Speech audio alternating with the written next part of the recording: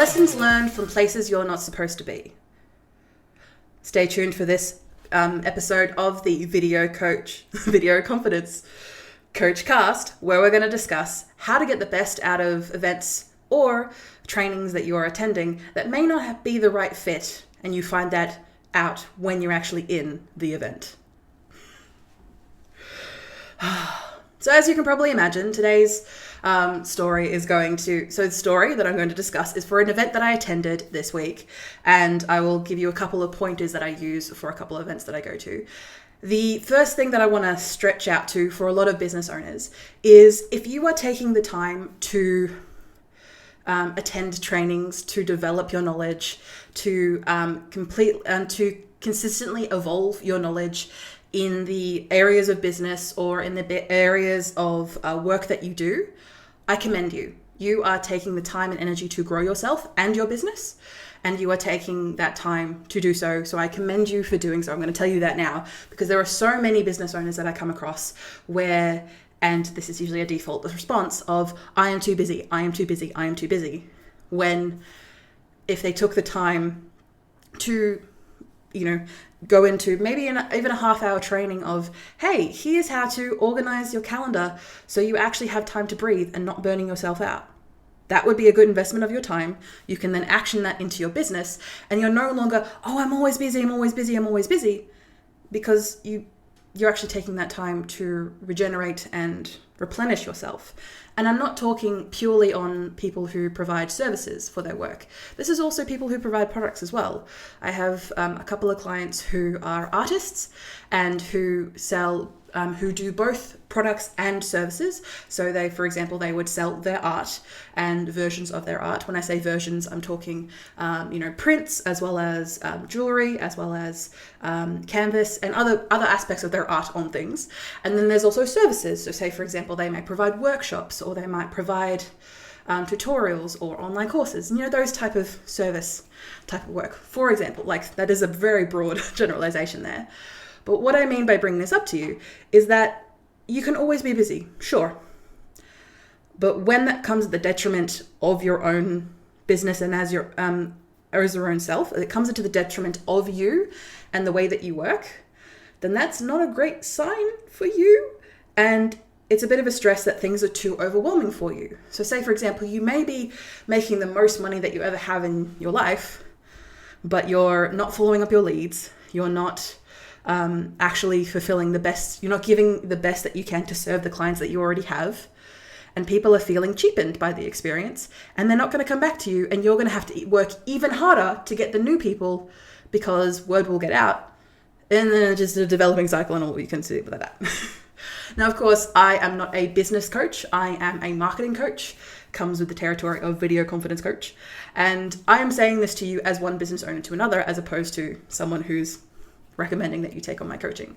Because one thing that I do find very interesting when talking to business people or seasoned business people is that they have a tendency of thinking that marketing is a separate side to your business. That you as the leader in your business, you as the founder of your business, don't need to think about marketing. Now, I'm not just saying this because I am a marketing coach, but I'm going to say this now, that marketing is a very fundamental part of your business. Any activity that you are doing that is promoting the work that you are doing to people outside of your direct contacts, as in your leads, is marketing. If you are attending networking events, you are marketing.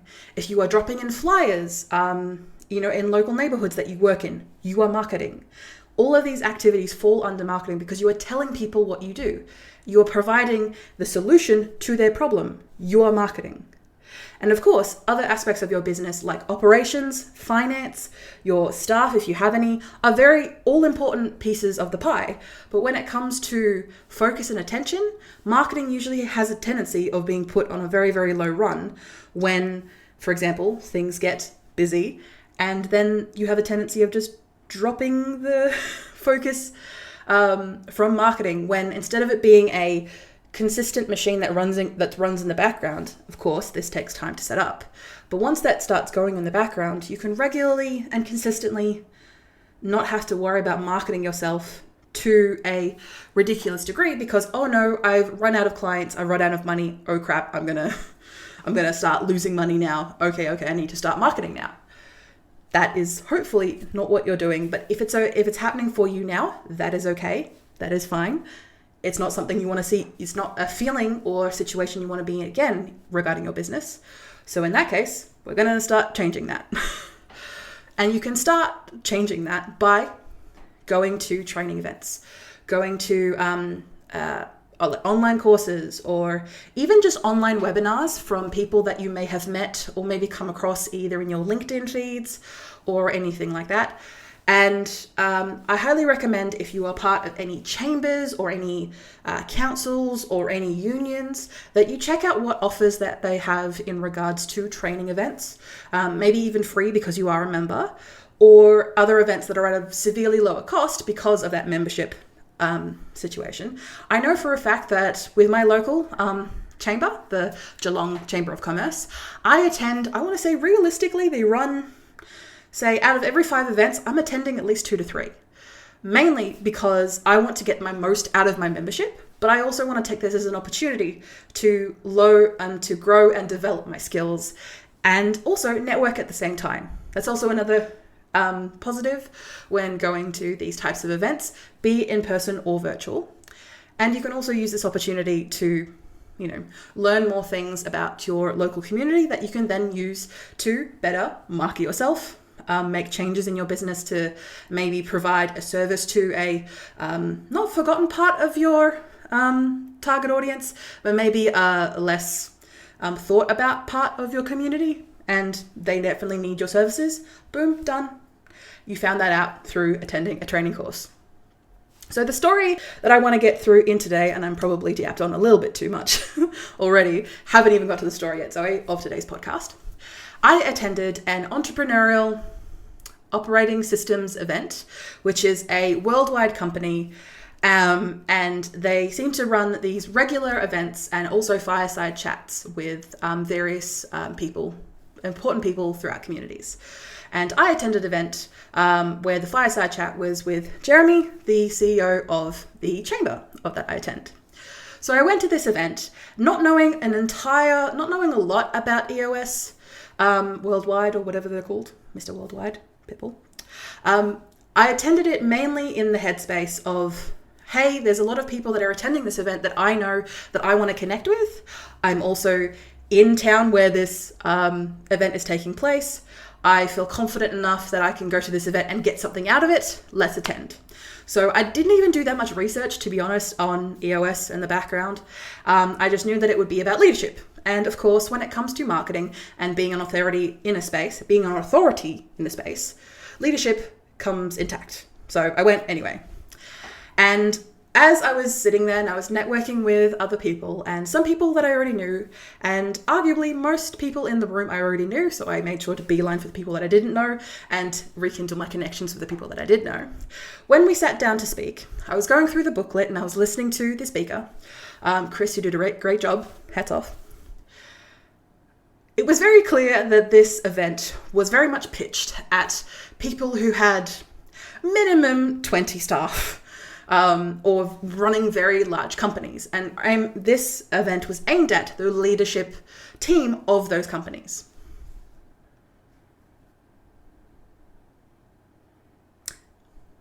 That is not me. So when that penny kind of dropped for me, I thought, oh crap, I'm going to be here for an hour and a half and I'm not going to learn anything. Bugger. I fought a windstorm to get here. I've networked, which is great, but there's a networking, there's the 10 minutes of networking before an event and after event. 20 minutes worth of networking is not going to be worth sitting down and having all these really big words being shoved at me. And even though I have never been in a leadership position of a very large company, I have been in leadership positions throughout my life. And it was nice to nice to sit through this presentation and have Chris actually break things down to a very reasonable level, where the knowledge and stuff that, even though there was a fair bit of rhetoric and fair bit of knowledge-based stuff that I already knew, to be honest, it was nice, a good reminder to be able to utilize that in my marketing, but also to utilize that in my own business operations. Because when I do work with my personal assistants, I need to be able to convey things to them. So to have an idea of like, okay, what exactly do I expect of them? To be able to write that down. Some really basic things like that. And this event got me thinking about how I seem to have a very interesting knack of being able to get anything out of any event I attend. Because when I've spoken to other small business owners, their mentality is a little bit on the blinker side. When you have a horse and they have the blinkers, these things on the side of their eyes to be able to allow them to focus on what's in front of them. A lot of business owners, when attending the event or attending events or going to trainings, and if they don't immediately get what they sought when they came to the event for, if they don't immediately get what they want out of it, they immediately disregard the entire event or training, for example. And I'm going to tell you now, that's a bit of a worry, because when people are standing at the front of these events or providing these virtual trainings, I'm going to tell you now that it takes a lot of balls. It takes a lot of chutzpah to be able to stand in front and present something to a group of people, especially a group of strangers. You may not know this, and say, for example, they may have done the same presentation 50 times over, but every time they present something new, it is unique for them, and it takes a lot to be able to stand there in front and present something to you. So when you're there learning, giving them the courtesy of, providing eye contact, writing down notes, or, not just staring at your phone, like typing notes. I know for a fact that I like to type notes on my phone because I'm able to recall notes that I type on my phone better than I do when I type it down. And to do so, my apologies for those watching, my hair is giving up a little bit today. Back on track, Zoe. Providing that respect to the person who's presenting. And say, for example, you may not agree with everything that the presenter is saying. I know that I came across that a little bit this week. But that is also okay. You're allowed to have your opinions, but providing some respect, especially to an event that you have attended, that you have agreed to attend to. You've signed you bought a ticket to the event, or you signed up for a ticket for the event. Provide the courtesy of, giving respect to the presenter.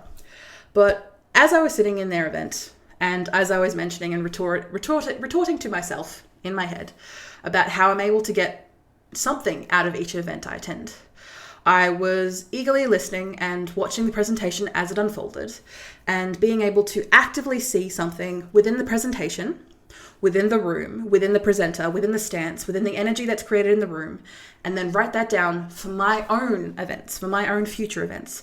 And you may not be the type of person who's going to run workshops or who's going to run trainings of any kind. There's a good chance you will be, because once you get to a level of authority in your space, you want to be able to teach other people to do the same. But if that may not be the space where you're heading right now in your business, you may just be working on your service and your product. To be able to watch someone do their thing, to be able to present and learn from them, and even if it is to learn not what to do from them, write that down, review it later on, and action it in your own business is going to be way more impactful than just sitting there as if you're back in primary school at the back of the class, zonked out of your mind because you're absolutely bored. Hopefully, as a business owner, you are an adult and you are there to learn, to grow, to adapt your business. And there's been plenty of times where I've attended events and it has not been what's on the tin. It hasn't been what was described to me or what was pitched to me. I attend the event and it's like, great. I'm glad I wasted that time. But I then look at my notes and realize that I've taken the opportunity to do these things. So say, for example, if you're attending an event, now I want to stress, the event that I attended this week with Entrepreneurial Operating Systems was a great event. Like, I learned a lot, and I'm even pitching that into my own business. I'm working with my PAs at the moment. Like, I'm already impacting a lot of these things that I learned from the event, even though it was very much pitched at companies with 20 people. I digress. So I'm not saying this about the EOS event. I'm saying this about events where you attend and say, for example, my rule of thumb is if I'm halfway through an event and I haven't written a note or I haven't written anything down, then that is a huge red flag. That is a no, no, no, no, no, no. And if you're in a virtual event, or if you're in a, or say, for example, you're on Zoom or you're on Teams or something like that, and you have the option to leave, if it gets to the halfway point and you haven't taken any notes, say goodbye, make an excuse if you feel like you need to, and leave. That is, to be honest, that is what I do in my events. Or events that I attend.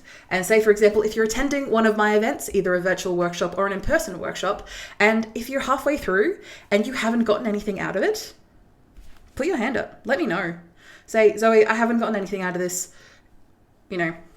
Answer the question about that. I do my best as a presenter to make sure that everyone walks away with at least one simple action to do next to help grow their marketing and their business. But it's also okay if that's not sitting with you, and if that's not working for you, that is okay. I would love for you to have the confidence and hopefully know me well enough through my marketing efforts to be able to say, hey Zoe, I'm not getting what I need out of this. Here is a question for you that I would like an answer to.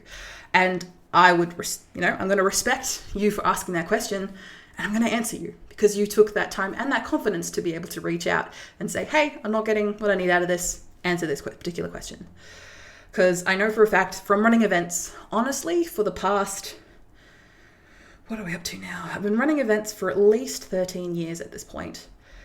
That if it's halfway through and someone is not getting what they need out of it, then I've done a disservice. I've done the wrong thing. And to be able to hear that and be able to see that and have knowledge from that is going to be more invaluable to everyone in the room, as well as myself as the presenter. I digress. So back on track, Zoe.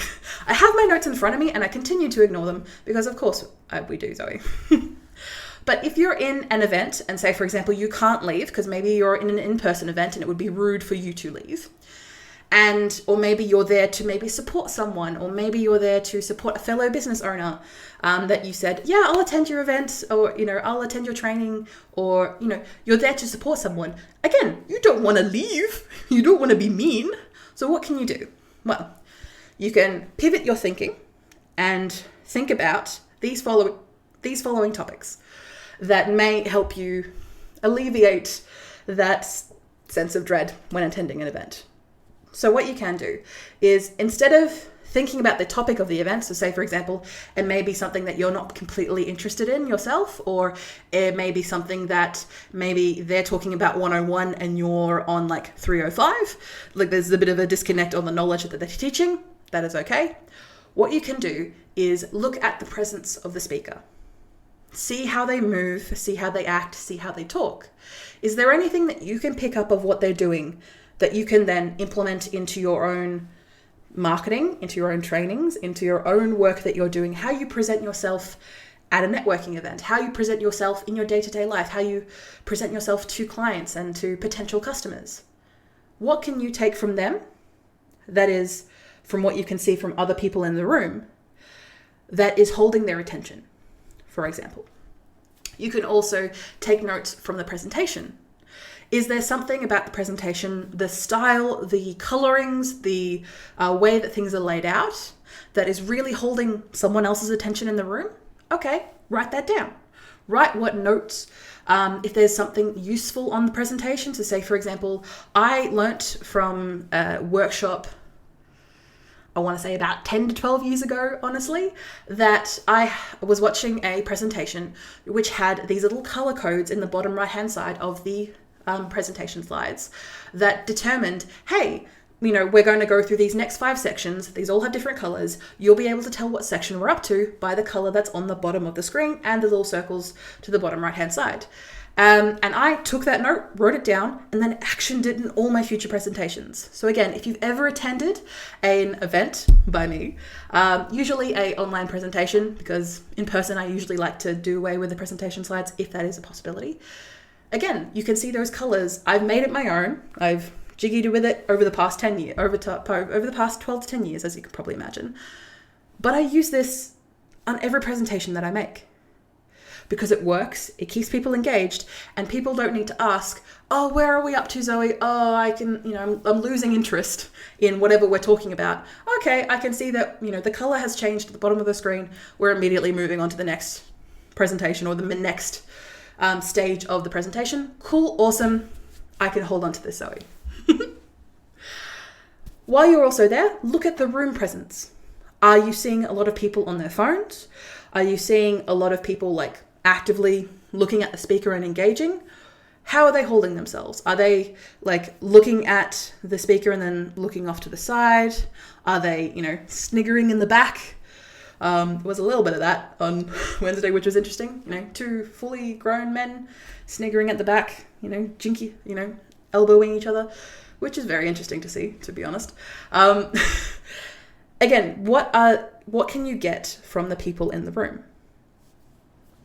And then what about the room itself? If you're in an in-person event, what can you see around the room that is making it more welcoming and inviting to have a presentation in? Is there something that you can install or something that you can do within your own in-person shop or in-person setup? Or for example, maybe they have like these really, small like mints or something on the table, and you think, oh, this would work really well for my consultations that I have at cafes. I'll write that down, review it later on and action it to be able to incorporate that in how I talk to people, because with the work that I do, some people get nervous, and to be able to have something that they can chew on or they can focus on will help them. For example, I don't know.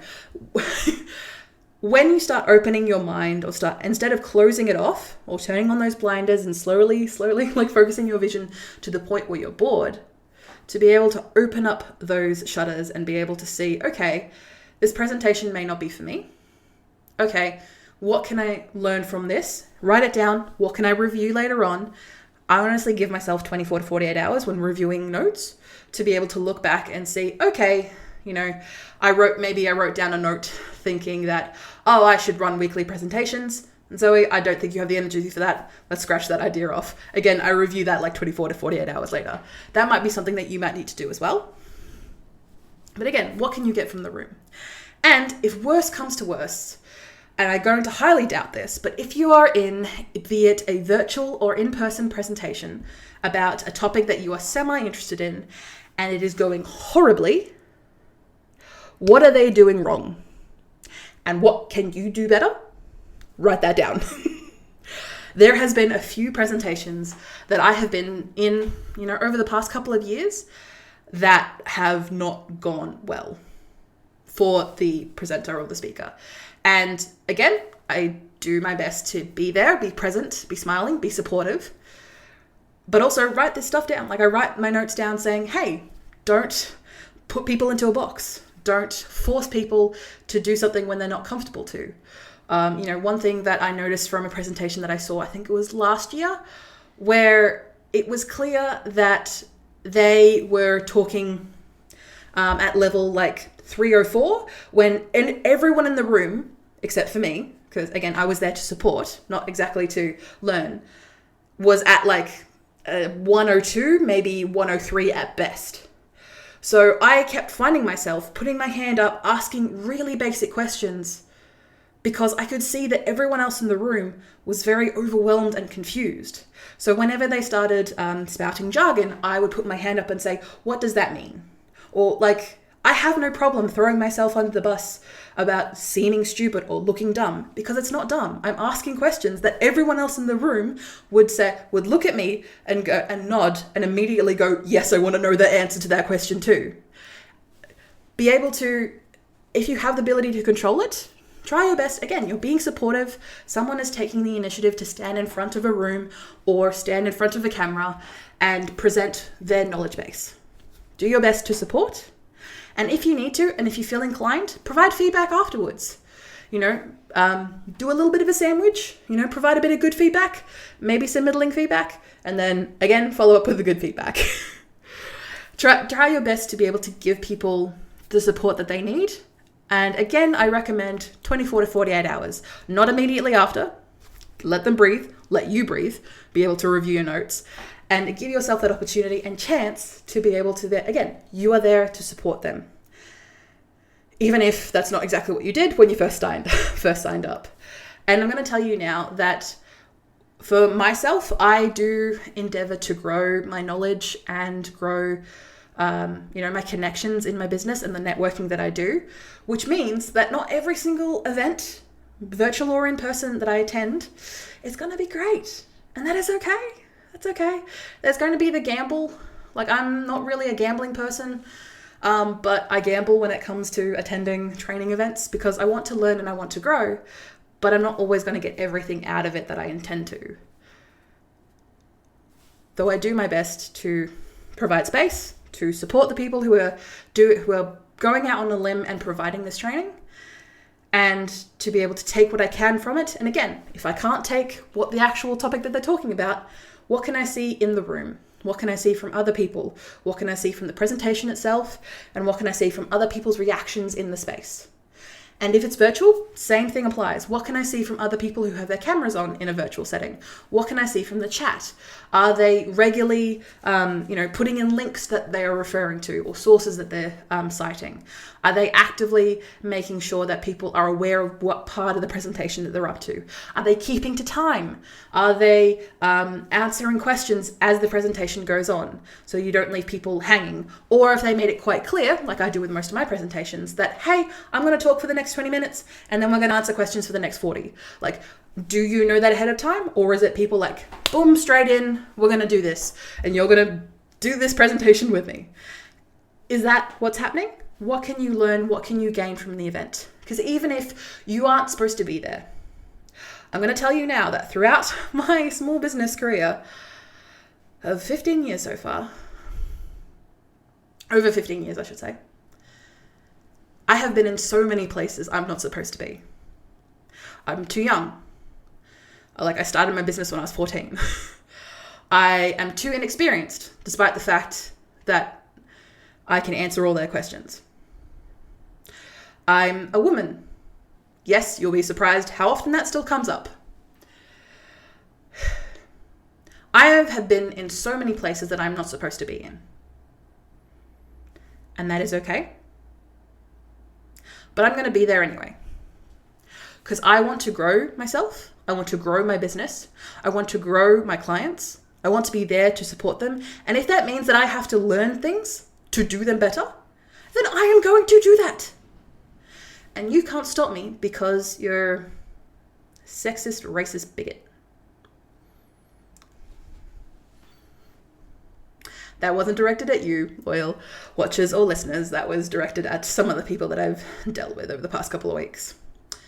But again, rolling back to everything positive, I hope you've taken the lesson from today's podcast, and it is a bit of a longie today, but I want to give you that opportunity to reflect and think, and maybe take this opportunity to maybe look at a couple of notes, be them written in paper or maybe in a note-taking software of some kind, that you can look back and think, wow, maybe I attended an event for the Geelong Small Business Festival, or maybe an event that you went to early on this year and you still haven't reviewed the notes from that. That's okay. Take the 5 minutes to look over your notes, see what you can action in your business now.